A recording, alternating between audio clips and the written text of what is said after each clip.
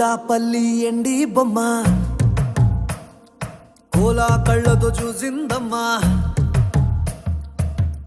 తీయని తేనెల బొమ్మ తీయని తెరలే తీసిందమ్మా వజ్రాల జిలుగులున్నా రత్నాల ఎలుగులున్నా కెంపుల్ల వంపులున్నా మొహరీల మెరుపులున్నా నా పైడి